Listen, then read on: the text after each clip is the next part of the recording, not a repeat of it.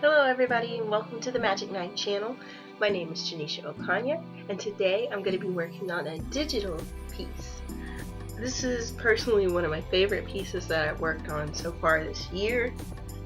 It is a concept art piece for one of my original stories. The story is about stars that have a human-like existence, and they help maintain the multiverse. And this is the main character of the series, Astrid, and so I decided to do some concept art of the process that these stars go through throughout their life called renewal. So basically they explode off like a normal dying star would, but they reform. So they're kind of like phoenixes, but a little more complicated. So in this case, she's actually reforming. Now, I also used this image for my most recent business cards because it's just such an awesome picture. I'm actually getting ready to update my business cards because some of the info on the business cards needs to be updated. This was my favorite set of business cards because it was just such a pretty thing to look at. You flip it over and it's like, it's beautiful, colorful picture in the background. So fun.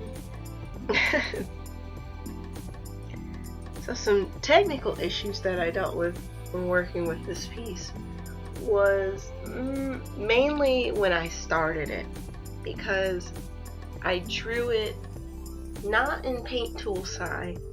I had at the time recently purchased a new program to try out, and it was called Mischief. And if you haven't heard of Mischief, it's not a surprise because it's a pretty quiet program. I don't or haven't seen many people use it or heard about it in recent times, but it caught my interest because Mischief is basically this infinite zooming canvas, and it was just awesome to see people in the demos of the program, people creating all this story and concept art and just constantly zooming into this canvas. So I got the program and I absolutely love the idea of the program, but unfortunately if your computer's not up for the challenge, then it doesn't take too well to Mischief. And that was the case for my computer, well, my laptop.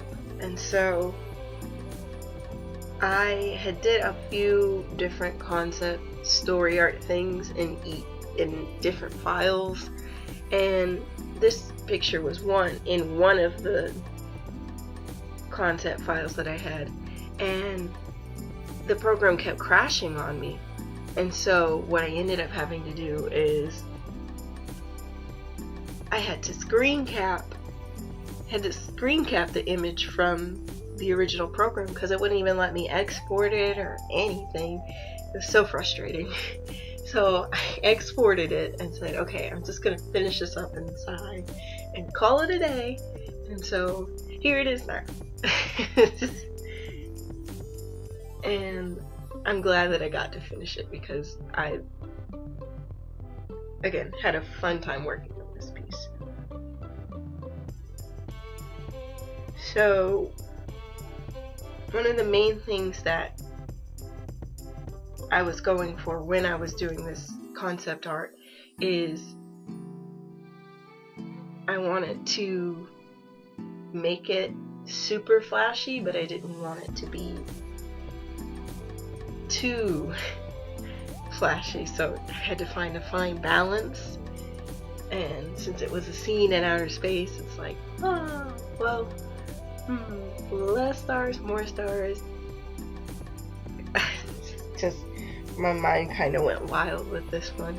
And so normally when I do any space related stuff, there's a lot of stars in the background. In this one, there ended up not being so much, because one of the main things that they do, the characters in the story, when they do renew, is they actually go off into deep space where there aren't a lot of stars. So when they explode and reform, they add more stars to the universe. So that's why there aren't a lot of stars in it, and I'm pretty happy with its outcome. One way or another, I'm happy with the outcome because this was a fun piece. And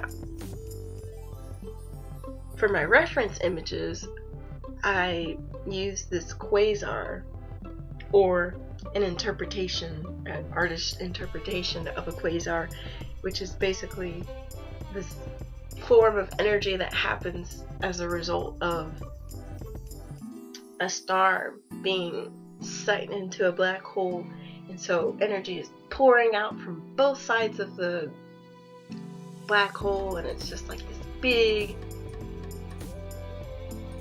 bright occurrence. And so that was the idea of how they were created. So my story is pretty scientific, but I don't think I'm going to delve too deep into the scientificness because I'll break my brain otherwise.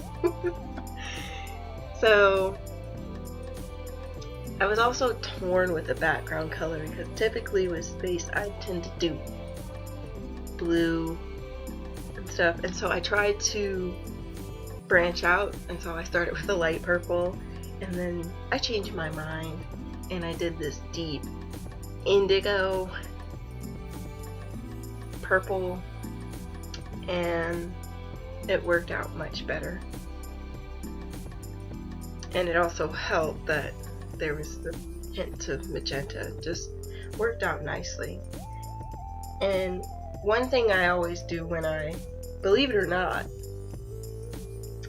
I try to, when I color that is, I try to not use any layer effects or filter effects. So stuff like your linear burn and your dodge tool and your luminosity, whatever. A lot of the times when I color my work, I start with flat colors and add on to it, and that's how I get my luminous effects. Sometimes afterwards then I'll add a layer effect to it, but everything else is just me painting and adding more layers. Because I used to, back in Photoshop, always use layer effects, and when I moved over to Sci, I love the program, but it didn't really give you too many options to do that. It does, but I said to myself, let's just paint and go from there. And so that's been my coloring process ever since. I also, when I work inside, I know you noticed there's 2 screens. I usually like to see what I'm doing in a picture. And so what I'll normally do is I'll have the window of the image open that I'm working on, and I'll open a second window to allow me to see what I'm doing and make sure nothing's off or wonky. It helps. I don't do it all the time, but it does help in making sure that nothing is too out of place. So let me know what you guys think of this piece.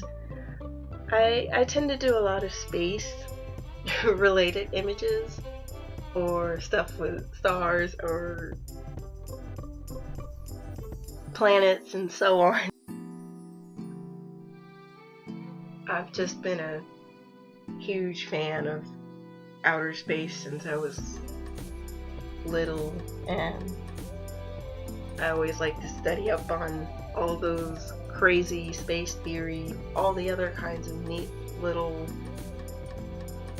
celestial bodies in our universe, so it's definitely one of my main inspirations when I draw and color. And speaking of colors, I have a new and fun little challenge for everybody visiting my channel. I'm calling it #WeeklyMagick, and basically what it is I'm going to be making some fun color palettes for you to play with throughout the week until the next video is posted, and then there will be another one and another one and another one with each video. So you'll get to have some fun color palettes that I make up. And so this week's color palette set I am calling the Solar Adventure. Solar Adventure will be featuring 8 swatches to work with, because I like to add a lot of in-between colors when I'm coloring my stuff. So I thought it would be nice to give you a nice hearty color palette set to play with. And so with the start of this challenge, whatever kind of art you make out of it, whether it's a landscape or a sketch or some clothing design, I want to see it because I like colors. So wherever you post your image, please leave the #WeeklyMagick so that I can see it, and I'm going to start featuring some of those in my videos, in my future videos. I think it would be fun I thought it would be a fun idea to share color palettes in a little different way from most artists, because I know it's a common thing that artists do. So I wanted to take it one step further and make it magical. Anyway, that's going to wrap up my video. Don't forget to like, comment, subscribe, and also make sure you hit that notification button so that you can get updates on my next video. Thank you so much for watching. Have a magical day, and I'll see you in the next video.